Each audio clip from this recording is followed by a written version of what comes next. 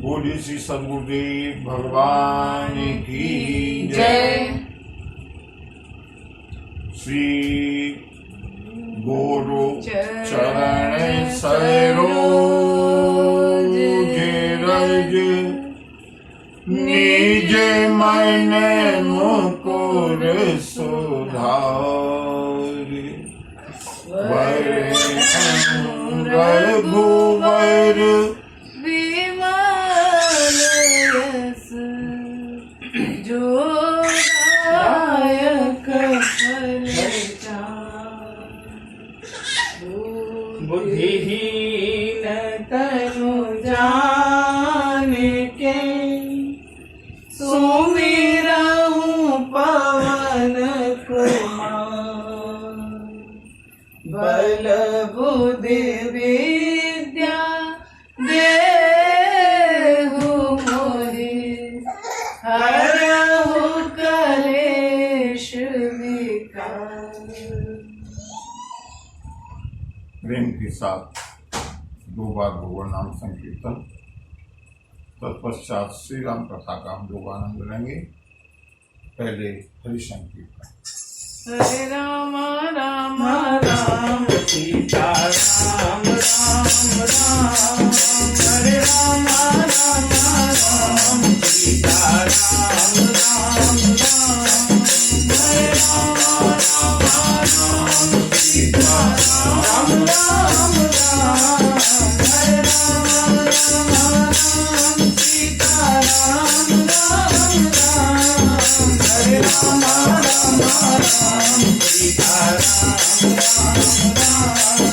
हरे राम राम राम सीता राम राम राम। हरे राम राम राम सीता राम राम राम। हरे राम राम राम सीता राम राम राम। हरे राम राम राम सीता राम राम। हरे राम राम राम सीता राम राम राम। हरे राम राम राम सीता राम राम राम। हरे राम हरे राम हरे राम राम राम सीता राम राम राम। हरे राम राम राम सीता राम राम।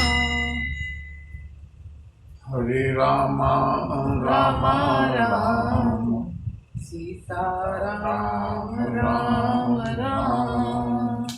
हरे राम राम राम सीता राम राम राम। बोलिए सियावर रामचंद्र की जय। बजरंग बली की जय। बाबा विश्वनाथ की जय। मंगल भवन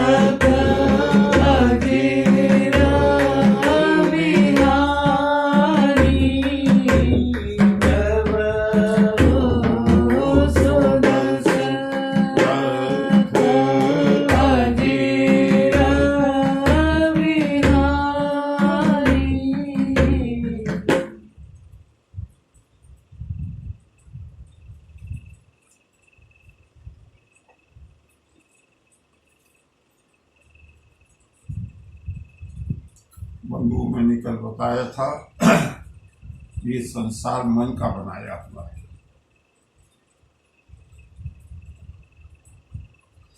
मन ही बंधन का और मोक्ष का कारण है।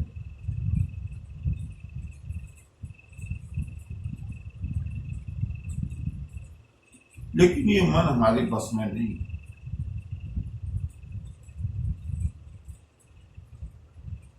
ये मन कब हमको धोखा दे जाए, और अगर मन धोखा देगा तो हमारी बुद्धि भी कभी भी विकृत हो सकती है। बड़े बड़े महानुभाव, बड़े बड़े महापुरुष, बड़े बड़े अधिकारी, बड़े बड़े राजनेता भी अवसाद के शिकार देखे जाते हैं। अवसाद का अर्थ मन की बात पूरी न होना, मन की इच्छा पूरी न होना, इसी का नाम अवसाद है।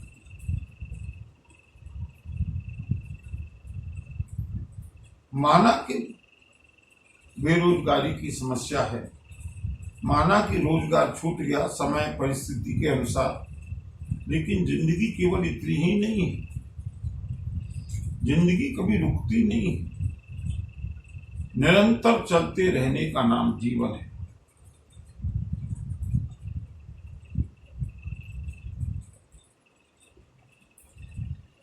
राजा हरिश्चंद्र एक समय चक्रवर्ती सम्राट थे, और एक दिन शमशान के घाट पर जाकर के उनको नौकरी करनी पड़ी। अवसाद नहीं हुआ। श्री राम को सुबह राजा बनना है, युवराज बनना है। 14 वर्ष के लिए नंगे पैर वन के लिए जाना पड़ा। अवसाद हुआ। नममले वनवास दुखता, कोई अवसाद नहीं।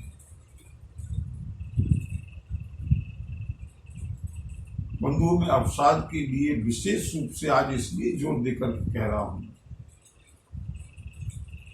कि मेरे द्वारा जो राम कथा कही जा रही है, मेरा पूरा ध्यान इस पर केंद्रित रहता है। और मेरा क्या, प्रभु की इच्छा है, प्रभु की प्रेरणा होती है कुछ समाज का भला हो। आध्यात्मिक उन्नति होने वालों की तो उन्नति होगी, लेकिन कम से कम थोड़ा बहुत लाभ सबको मिले, जो भी श्रोता है।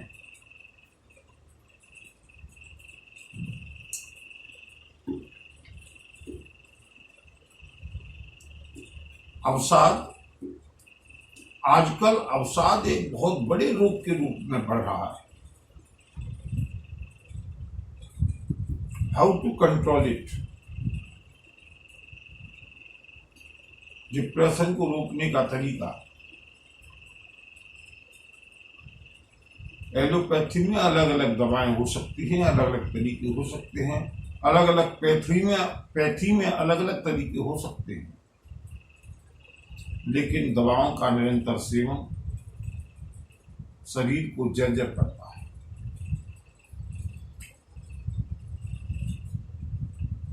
वो भी क्योर नहीं करता,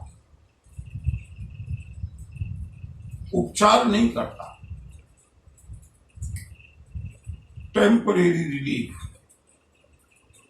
बंधुओं, मैं अपनी कथा का विज्ञापन नहीं कर रहा हूं, ये प्रभु की कथा का प्रभाव है।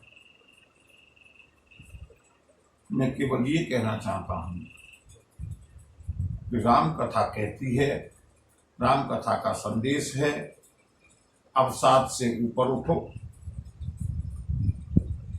जीवन में कितने ऊंचे नीचे क्षण आते हैं,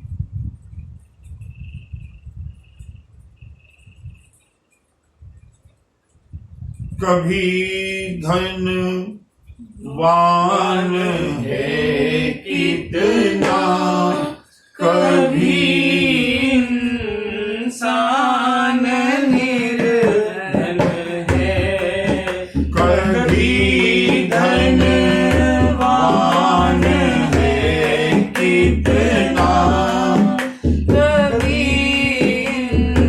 इंसान निर्धन है, जो मिलकर भी संभल जाए उसे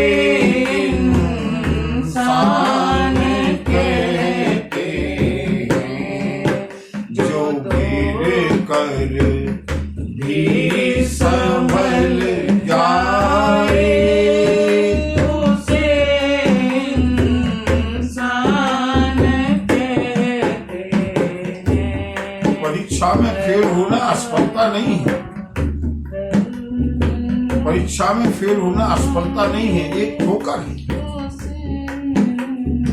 जो हमको और अधिक सशक्त और मजबूत बनाती है।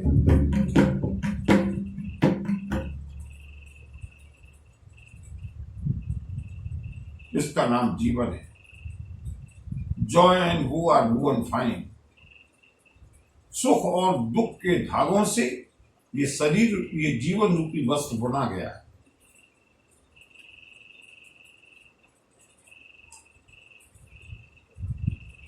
अगर मेरी कथा का ये संदेश किसी अवसाद ग्रस्त रोगी को लाभ पहुंचा सके तो मेरी कथा की सार्थकता हो। और इसलिए मैं कहता हूं, विज्ञापन के लिए नहीं, सबको मत सुनाओ, लेकिन जहां लगे कि ये पात्र है सुनने का, वहां इस अमर कथा को अवश्य सुनाइए। इस राम, मैंने प्रसंगों में बताया था, इस राम कथा ने भगवती जानकी का अवसाद दूर किया, जो कि आत्महत्या करना चाहती हैं। और अवसाद की चरम सीमा आत्महत्या पर जाकर के रुकती है। जब मनुष्य चारों ओर से निराश हो जाता है, उसे लगता है कि अब तो जीवन से मोह भंग हो गया, आत्महत्या कर लेनी चाहिए। बंधुओं, जीवन बहुत अनमोल है। और ऐसा नहीं कि ऐसा काम कुछ विक्षिप्त लोग ही करते हों। बड़े बड़े बुद्धिजीवी, बड़े अधिकारी, बड़े राजनेता, बड़े यशस्वी लोग भी कब ये मन धोखा दे जाए, कब ये बुद्धि धोखा दे जाए, इसलिए निरंतरता। माना कि हमारी बुद्धि धोखा दे गई, हमारा मन हमको नीचे ले जाना चाहता है, कोई बात नहीं, थोड़ी देर के लिए अवसाद में रहेंगे, लेकिन अगर सत्संग की निरंतरता होगी, कथा की निरंतरता होगी, दूसरे दिन जब हम सुनेंगे तब हमको संजीवनी मिल जाएगी। इसलिए एक बार सभी लोग प्रेम से बोलें, जय जय राम कथा, जय श्री राम कथा, जय जय राम कथा, जय श्री राम कथा, जय जय राम कथा, जय श्री राम कथा। जिसके श्रवण मात्र से मानव की मिट जाए व्यथा, जय जय राम कथा, जय श्री राम कथा, जय जय राम कथा, जय श्री राम कथा, जय जय राम कथा, जय श्री राम कथा। वेद पुराण और शास्त्रों को तुमने खूब मथा, जय जय राम कथा, जय श्री राम कथा, जय जय राम कथा, जय श्री राम कथा। वाल्मीकि और तुलसी ने है इसको खूब मथा, जय जय राम कथा, जय श्री राम कथा, जय जय राम कथा, जय श्री राम नाना पुराण निगमागम सम्मतो यद। अनेक प्रकार के पुराणों से, शास्त्रों का जो सार है वो श्री राम कथा है, वो प्रभु कथा है। चाहे राम कथा हो, चाहे कृष्ण कथा हो, चाहे शिव कथा हो, चाहे माँ गौरी की कथा हो, प्रभु कथा। बंधुओं, इस समय इतना प्रदूषण, सामाजिक प्रदूषण इतना अधिक है, जब भी कोई चैनल खोलते हैं ना, दिमाग में केवल नेगेटिविटी, केवल नेगेटिविटी, विकृत समाचार, भद्दे समाचार, हिंसा के समाचार हमारे दिमाग के अंदर घुस करके हमारे अंदर नेगेटिविटी पैदा करते हैं।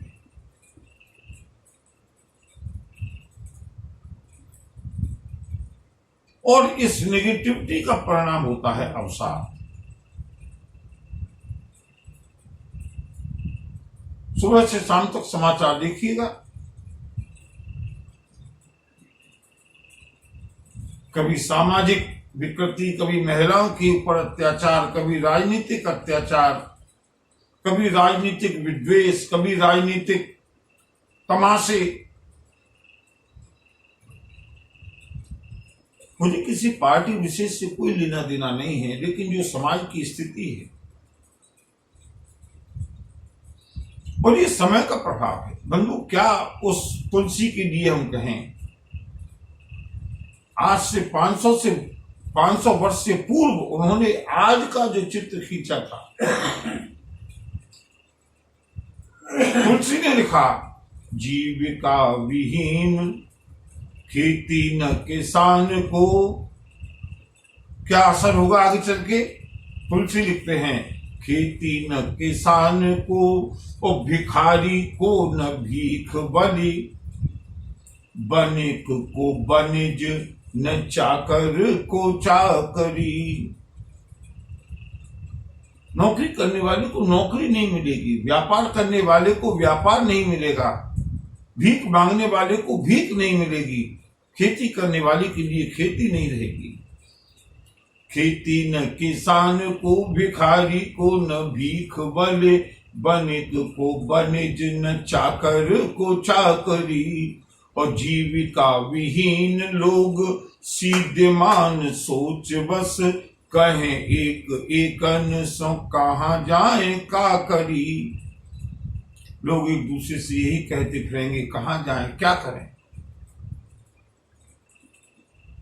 पूरी जीवन का उद्देश्य केवल और केवल how to earn bread and butter, कैसे हम अपना जीविकोपार्जन करें।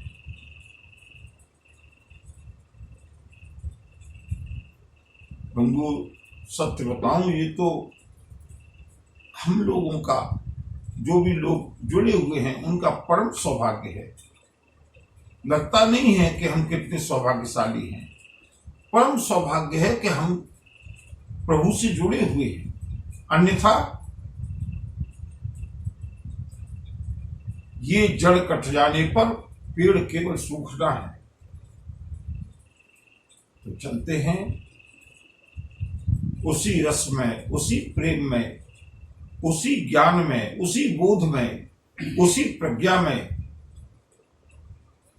श्री राम कथा की ओर, जहां हमको प्रत्येक प्रसंग में कुछ न कुछ सीखने के लिए मिलता है, जहां हमको अपने प्रियतम प्रभु श्री राम का प्रभाव, श्री राम का स्वभाव, श्री राम का अपनत्व,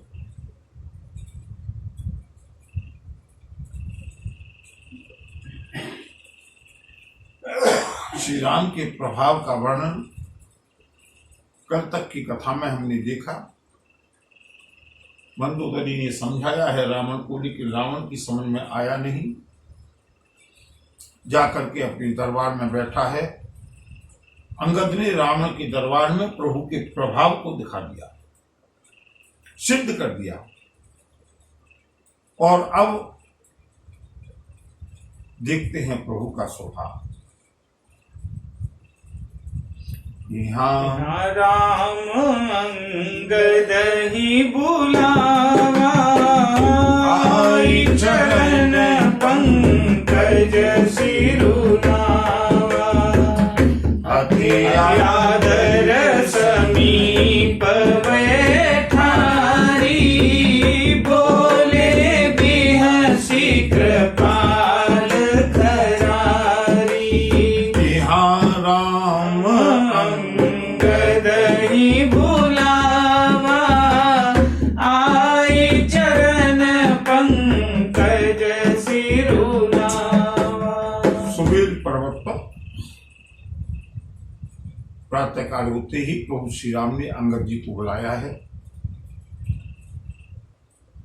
बंधुओं, हम रामचरितमानस में से केवल एक ही चीज सीख रहे हैं, तो भी हमारे जीवन का कल्याण हो जाए।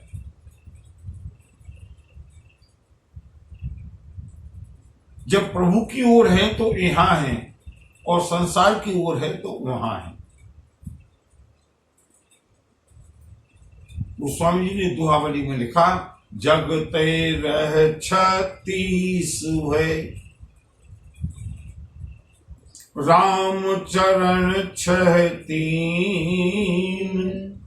संसार से हमको कैसे रहना, जीवन जीने की कला है। संतों ने कैसे कैसे सूत्र दिए हैं, संसार में कैसे जिए जिससे कि संसार का भी काम चलता, व्यवहार चलता रहे, परमार्थ का भी काम होता रहे। वो स्वामी जी कहते हैं कि जगते रहे 36 है, 3 और 6 2 अंक हैं, दोनों एक दूसरे को पीठ किए हुए। संसार में हमको इस तरह से रहना है, व्यवहार करते हुए भी दोनों अंकों का महत्व समाप्त नहीं हुआ, लेकिन विमुख हैं। और वही 3 और 6 का अंक, राम चरण 6 3। प्रभु श्री राम के चरणों की शरण में जब जाते हैं तो 6 और 3 मिल बनकर के रहना है।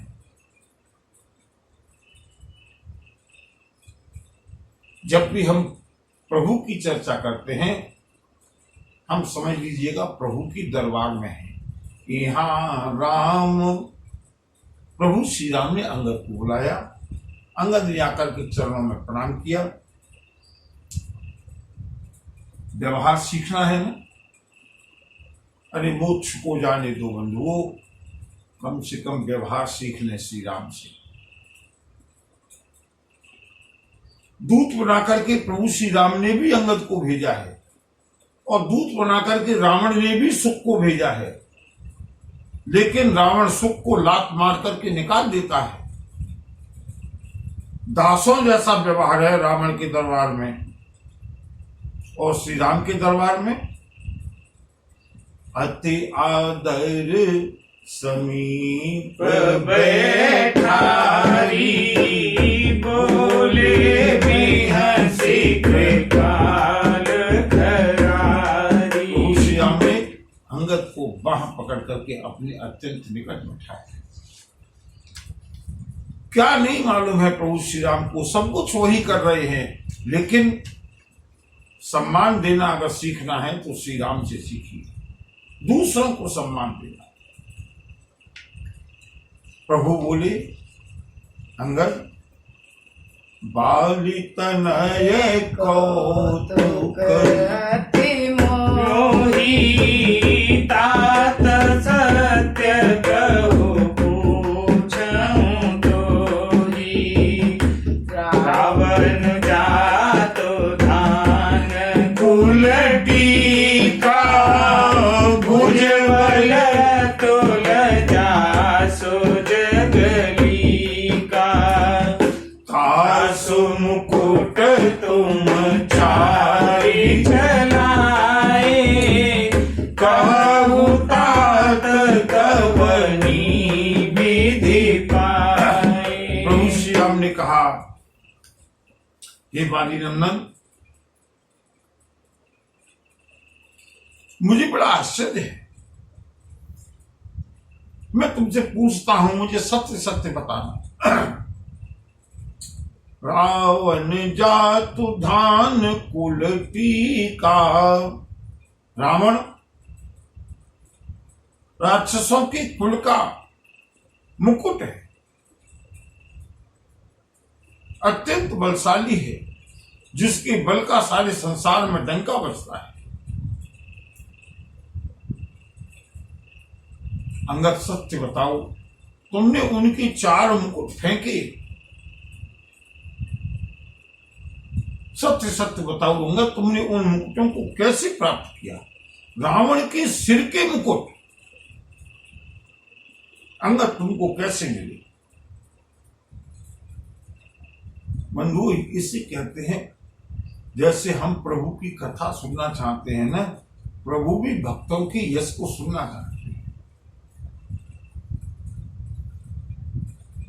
श्री राम को सब मालूम है, जब वे चारों मुकुट आते हुए वानर भालू भयभीत हो गए, ये किसी ने वज्र चलाए हैं, रावण ने वज्र चलाए हैं या उल्का पात हो रहा है। प्रभु श्री राम ने हंस करके तभी बता दिया, भय करने की आवश्यकता नहीं है, बाली पुत्र अंगद ने रावण के 4 मुकुट फेंके। इसका मतलब सब कुछ प्रभु की प्लानिंग में हो रहा है, उनको सब कुछ मालूम है, उन्होंने ही सब कुछ कराया है। और यही तो कला है जीवन में जीने की, यही तो कला है जीव से ब्रह्म बनने की, यही तो कला है जीवन मुक्त होने की। हम कुछ करते नहीं हैं लेकिन उसका अभिमान करते हैं, और परमात्मा सब कुछ करते हैं लेकिन निष्काम रहते हैं। हम एक गृहस्थी का बोझ चलाते चलाते दब जाते हैं और हमको लगता है हमने कितना बड़ा काम कर दिया, कितना बड़ा पुरुषार्थ कर दिया। बंधुओं, कल्पना कीजिए, अरबों खरबों गृहस्थियां तो केवल पृथ्वी पर हैं, उन सब का जो संचालन कर रहा है वो कौन कर रहा है? करता हो तुम विश्व के और अकर्ता नाम, करते हो सब काम पर कहलाते निष्काम। वही सारे काम हम करते हैं, वही सारे काम प्रभु करते हैं। हम एक विवाह करने के बाद पूरा जीवन उसी की रंग रेडियो में निकल जाता है, और 2 संतानें हैं, 2 संतानों में से अगर जरा भी किसी को कोई परेशानी हुई, हम विचलित हो जाते हैं। अब बंधु जरा प्रभु को देखिएगा, भगवान द्वारिकाधीश 16,108 रानियों के साथ विवाह किया।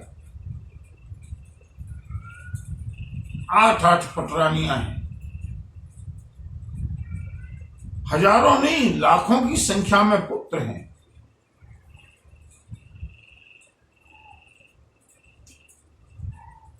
एक एक रानी से 2 नहीं 10 पुत्र हैं, और एक एक पुत्र के फिर 10 पौत्र हैं। बहुत बड़ा परिवार है द्वारिकाधीश का। द्वारिकाधीश मुस्कुराते रहे। आप कहेंगे इसमें कौन सी बड़ी बात है? अगर हमको भी सोने की द्वारिका मिल जाए, हमको भी इतनी रानियां मिल जाए, हमको भी इतना बड़ा परिवार मिल जाए, हम भी मुस्कुराएंगे। लेकिन नहीं, इसके आगे की कथा देखिएगा। 16,108 रानियों से विवाह करते समय भी द्वारिकाधीश मुस्कुराते हैं।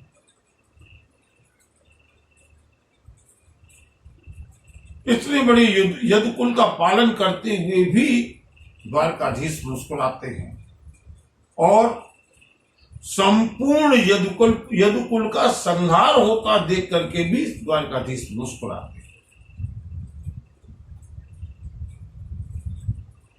स्वर्ण की नगरी द्वारका समुद्र में डूब जाती है, तब भी द्वारकाधीश मुस्कुराते हैं। क्यों?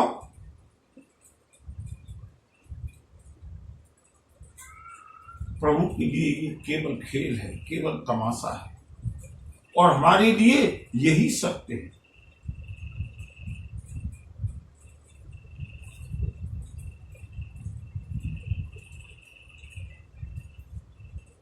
अगर हम सत्य को जान जाए तो हम भी ज्ञानी हो जाए। जो सबके रह ज्ञान एक रस, अगर सबके अंदर एक जैसा ज्ञान बना रहे तो ईश्वर जीव ही भेद कहु कस। फिर ईश्वर में और जीव में अंतर क्या है?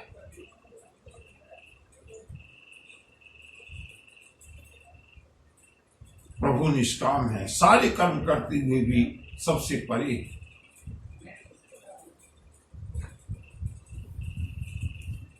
सब कुछ करा रहे हैं लेकिन अनभिज्ञ है। अंगद बताओ, तुमने जो 4 मुकुट इधर हमारी ओर फेंके, राम मानस सेना की ओर फेंके, वो 4 मुकुट तुमको कैसे मिले?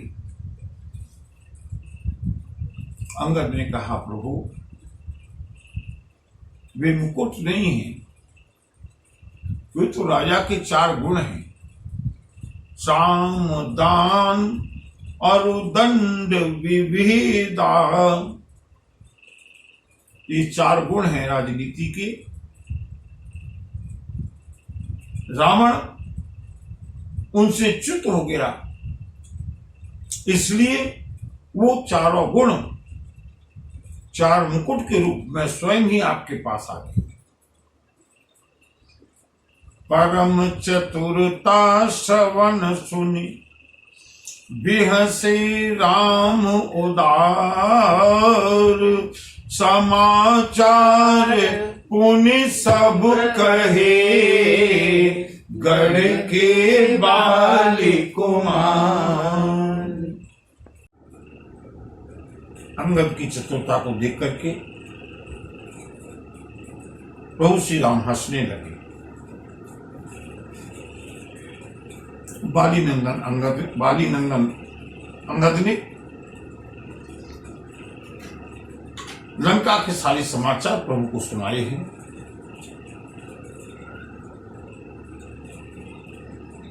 रावण के बल को, रावण के अभिमान को, वहां की प्रजा को, वहां के प्रजा के अंदर बैठे हुए भय को अंगद ने सब देखा है।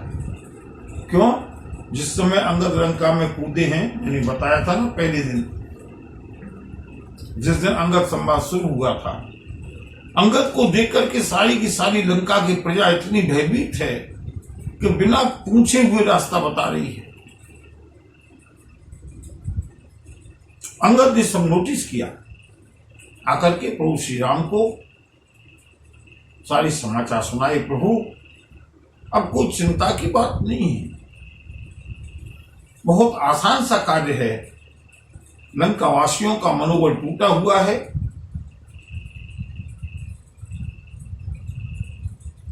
रावण के राक्षस मुरझाए हुए हैं, बजरंगबली का आतंक पूरी लंका में अभी तक व्याप्त है।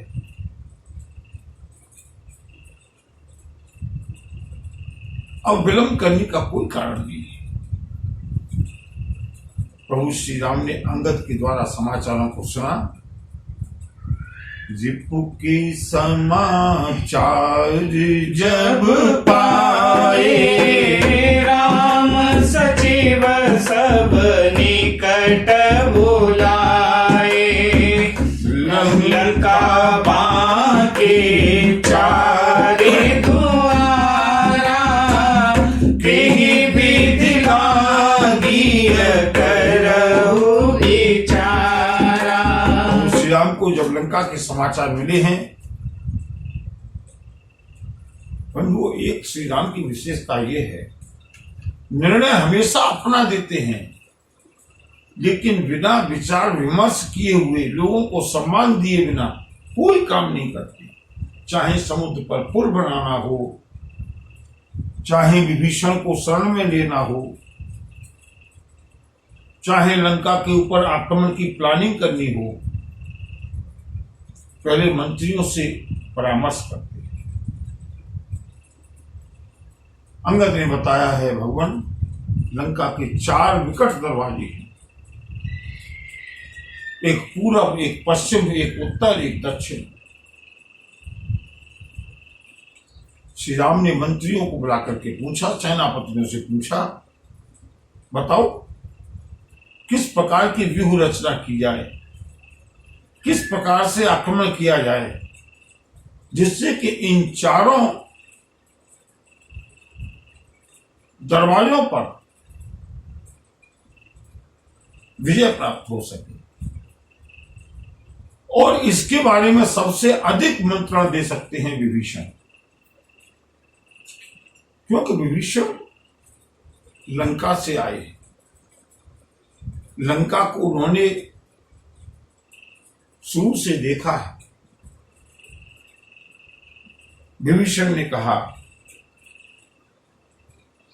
तब कपीस दीक्षे विभीषण सुमिर हृदय दीन कर कुलभूषण करि विचार तीन मंत्र प्रणवा चारि अनीक विकट को बनावा जथा योग सेनापति कीने जूथप सकल बोली तब लीने प्रभु प्रताप कही सब समुदाय सुनि कपि सिंह नाद करि धाये। बानरराज सुग्रीव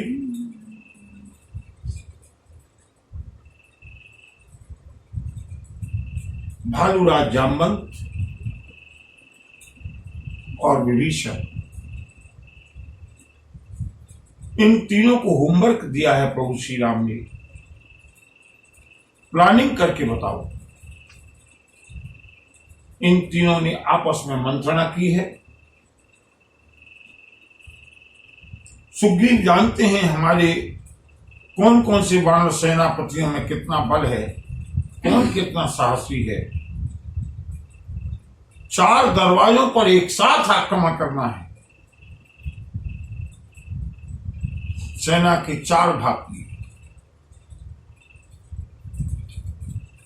चारों भागों के अलग अलग सेनापति बनाएंगे।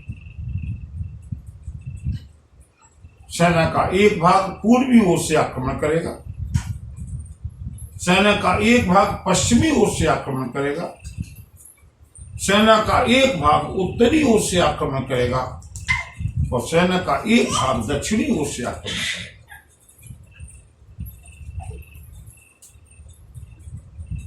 सबके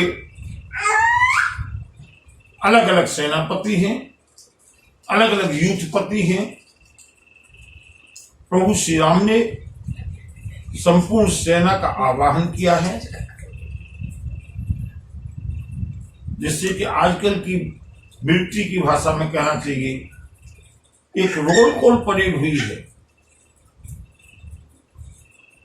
डिवीजन किया गया और सबके सामने प्रभु श्री राम ने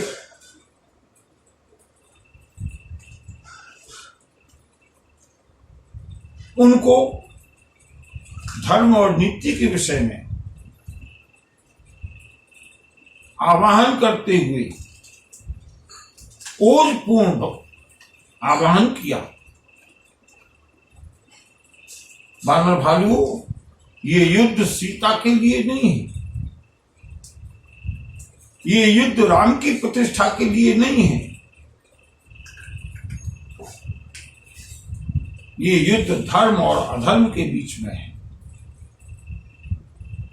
ये युद्ध राक्षस और आर्य संस्कृति के बीच में है। ये युद्ध देवता और दैत्यों के बीच में है। ये युद्ध ऋषि मुनियों की रक्षा करने के लिए है। ये युद्ध आप सबकी एकजुटता का सामर्थ्य दिखाने के लिए है।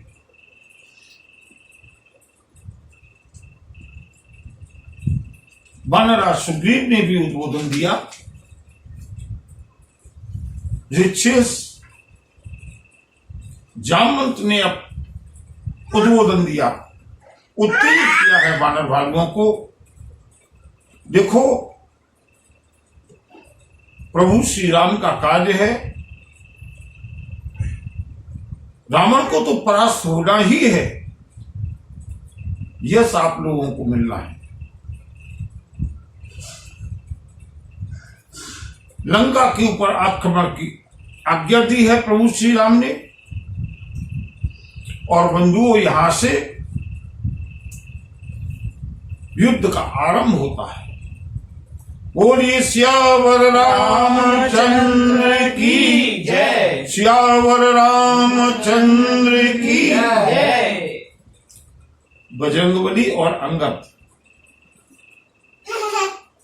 बंधुओं, एक मजे की बात यह है, विभीषण को प्रभु श्री राम ने अपने संरक्षण में रखा है। विभीषण के जीवन की रक्षा प्रभु स्वयं करेंगे, इसलिए विभीषण प्रभु श्री राम के साथ रहेंगे।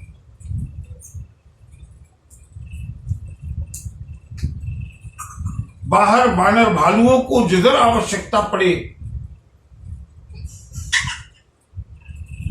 जहां भी कमजोरी दिखाई दे, उधर के लिए रामानुज लक्ष्मण को मनोनीत किया गया, नियुक्त किया गया है। लंका का सबसे प्रबल द्वार दक्षिण द्वार है, जहां की रखवाली, जहां का नेतृत्व स्वयं इंद्रजीत और रावण करते हैं।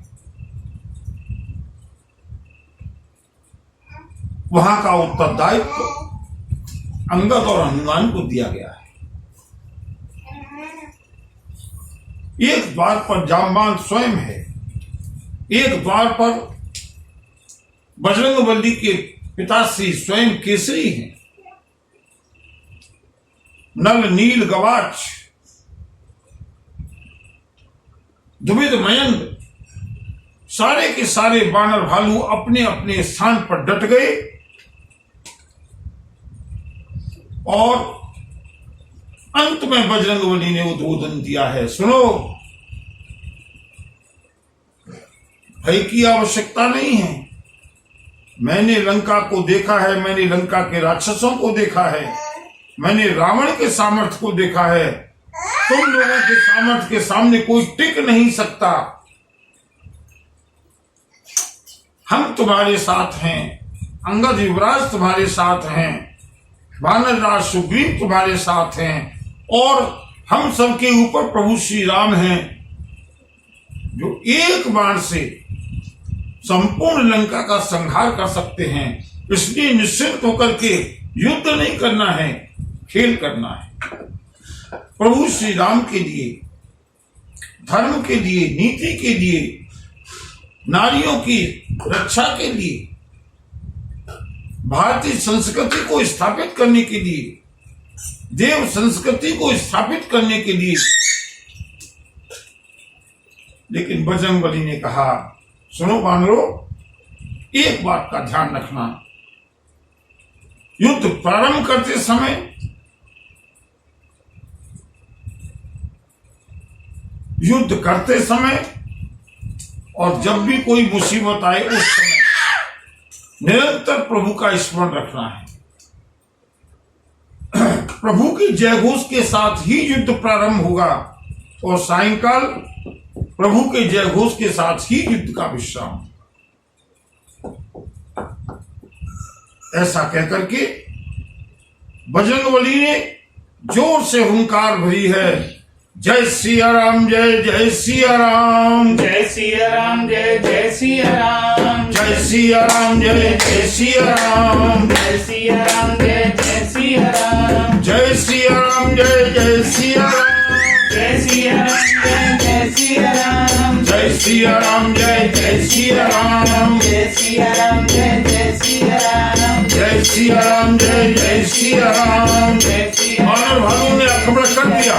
जय सिया राम, जय जय सिया राम, जय सिया राम, जय जय सिया राम, जय सिया राम, जय जय सिया राम, जय सिया राम, जय जय सिया राम, हरि सित राम चरण सिर नामहि, जय जय सिया राम, जय जय सिया राम, गहि गिर शिखर वीर सब धामहि, जय सिया राम, जय जय सिया राम, गर्जहि भालु कपीसा, जय सिया राम, जय जय सिया राम, जय रघुवीर कौशलाधीसा, जय सिया राम, जय जय सिया राम, जय सिया राम, जय जय सिया राम, जय सिया राम, जय जय सिया राम, जय सिया राम, जय जय सिया राम, जय सिया राम, जय जय सिया राम, जय सिया राम, जय जय सिया राम, जय सिया राम, जय जय सिया राम, हाँ जय सिया राम, जय जय सिया राम, जय सिया राम, जय जय सिया राम, जय सिया राम, जय जय सिया राम, जय सिया राम, जय जय सिया राम, जय जय सिया राम जय जय सिया राम जय सिया राम जय जय सिया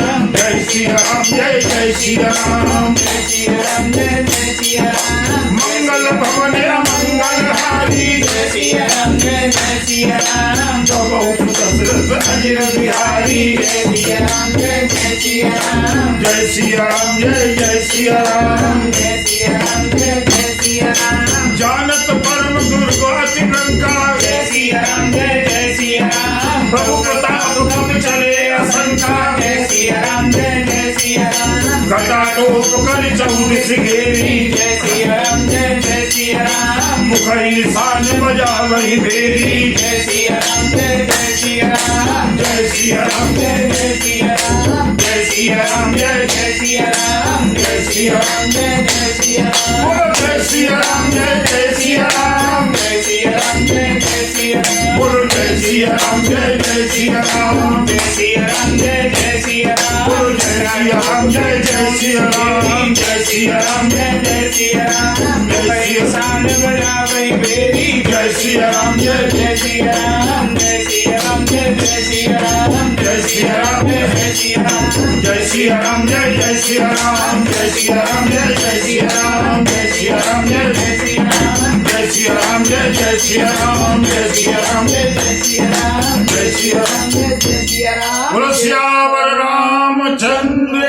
की जय सियावर रामचंद्र की जय सियावर रामचंद्र की जय धर्म की जय धर्म की जय धर्म की जय अधर्म का नाशो अधर्म का नाशो अधर्म का नाशो बंधुओं जयकार लगाते हुए जय घोष करते हुए धर्म की दुहाई देते हुए गर जही तर जही भालुक फीसा।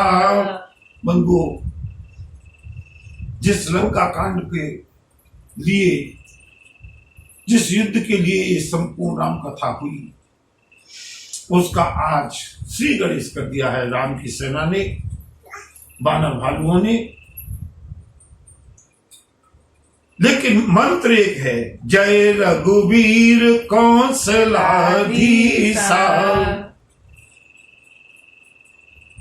प्रत्येक बानर को मालूम है कि इस लंका से टकराने का साहस काल भी नहीं करता, लेकिन प्रभु प्रताप कप कपि चले असंका।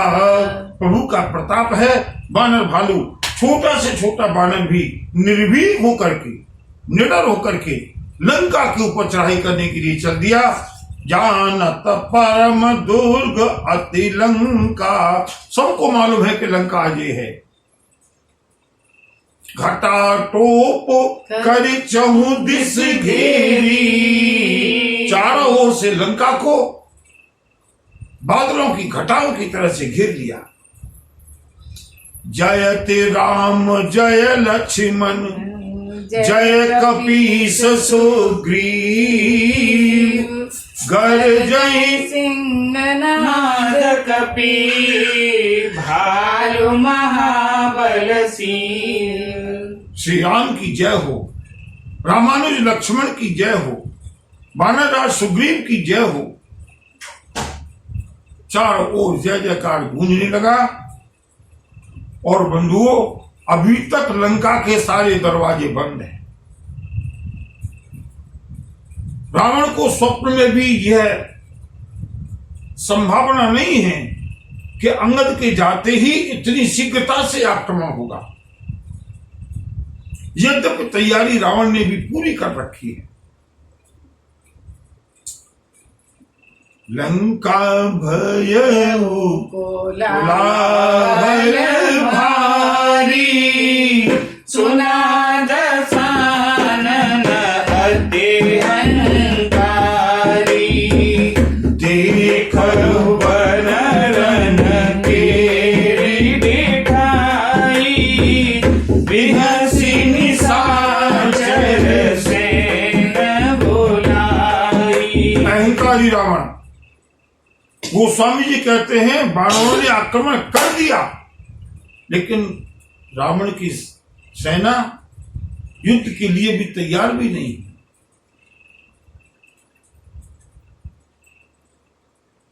लंका के अंदर कोलाहल मच गया, हाहाकार होने लगा। क्यों? क्योंकि वानर भालू बाहर से ही लंका की प्राचीर को, लंका की दीवार को कूद कूद कर चारों ओर से, चारों दरवाजों से गही गिर शिखर, बड़े बड़े पहाड़, बड़े बड़े पेड़, बड़ी बड़ी चट्टानों को लेकर के लंका के अंदर गिराने लगी।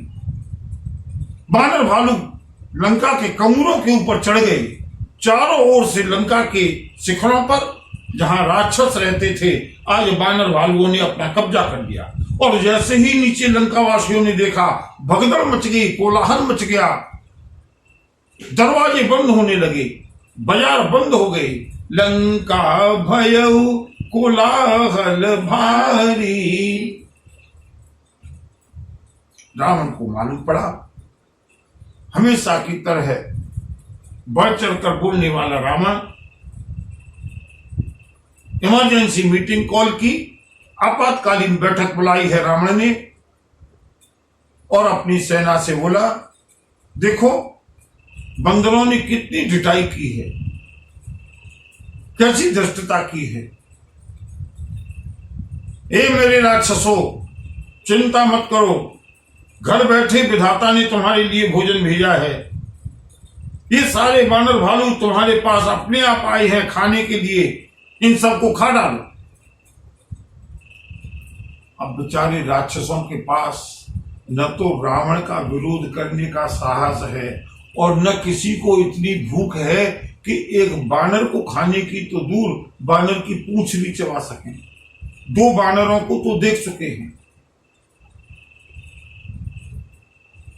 और यहां बानर लंका के शिखरों पर चढ़ चढ़ करके दहाड़ रहे हैं, हुंकार भर रहे हैं, सिंहनाद कर रहे हैं, जयकार कर रहे हैं। बड़े बड़े पर्वतों को और वृक्षों को लंका के अंदर ढहाते हुए रावण बोला, देखो आए किस काल के प्रेरे,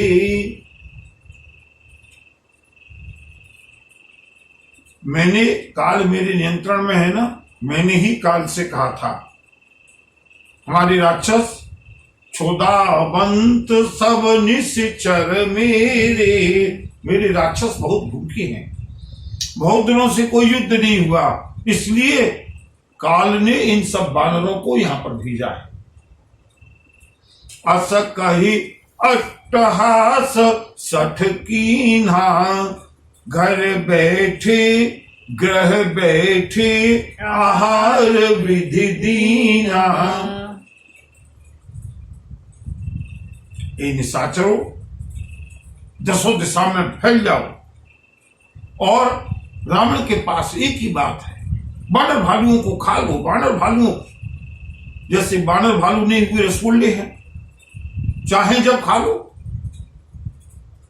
2 बानर तो आ चुके,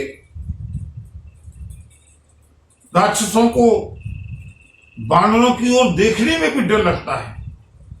वो स्वामी जी लिखते हैं कि सपने में भी अगर कोई बानर आ जाता है तो राक्षसों की नींद खुल जाती है। और रावण कहता है, धरे धरे भालू कीस सब खाहू, पकड़ पकड़ के बानरों को और भालुओं को खा लो। भगवान शिव भगवती पार्वती से कहते हैं, देवी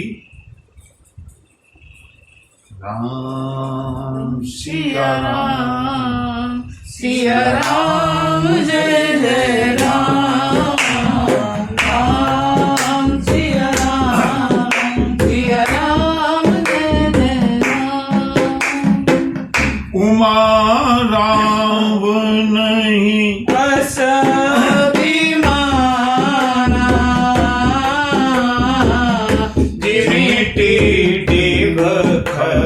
सूत उतारा, राम सिया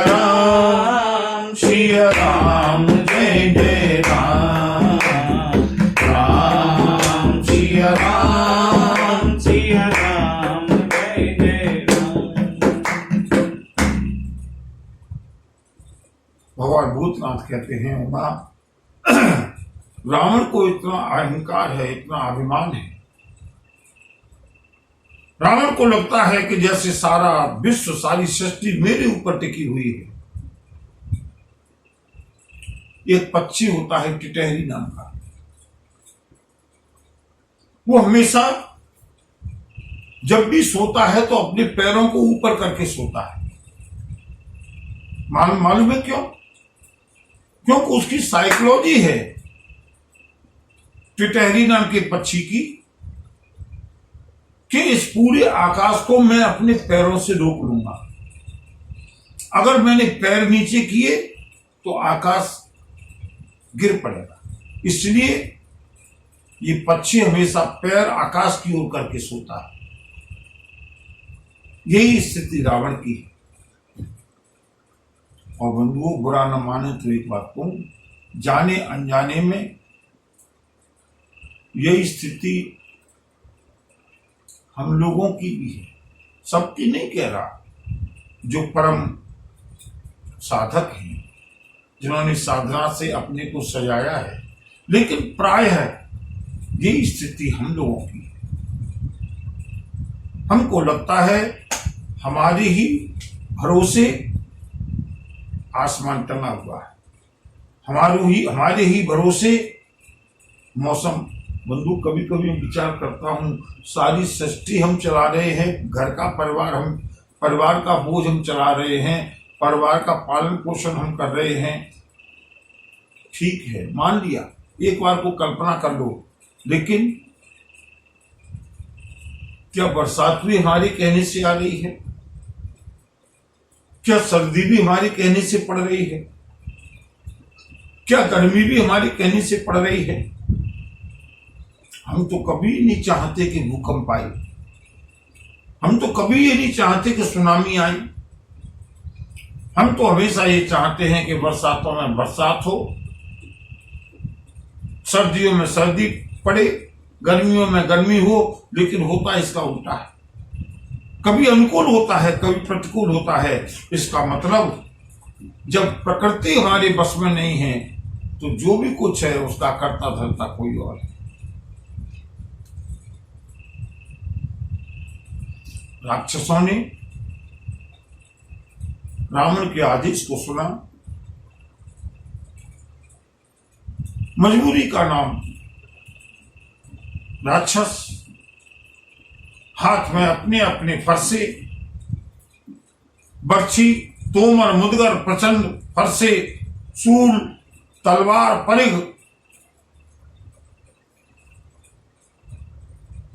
ले करके दौड़ पड़े।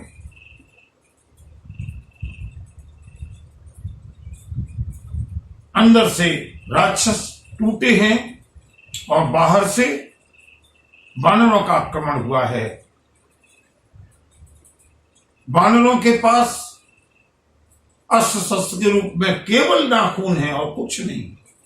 वानरों के पास केवल नाखून है या दांत है, लपेटने के लिए पूंछ है और उठाकर मारने के लिए पर्वत है, चट्टाने हैं, वृक्ष हैं। बस प्रकृति के भरोसे लड़ रहे हैं राम के सैनिक। रावण के पास संसाधनों की कमी नहीं है। बंधुओं, अगर तुलना की जाए, बस अंतिम बात कहकर के समय हो गया, विश्राम करूंगा। मुझको आजकल की समकालीन परिस्थितियों का थोड़ा सा स्मरण हुआ।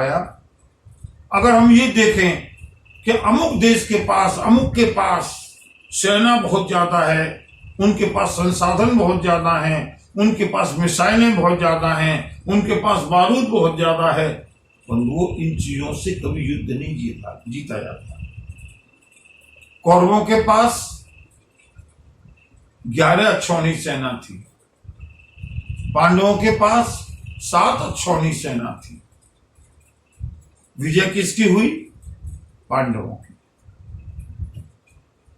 रावण की सेना के पास बड़े बड़े बेशकीमती हथियार हैं।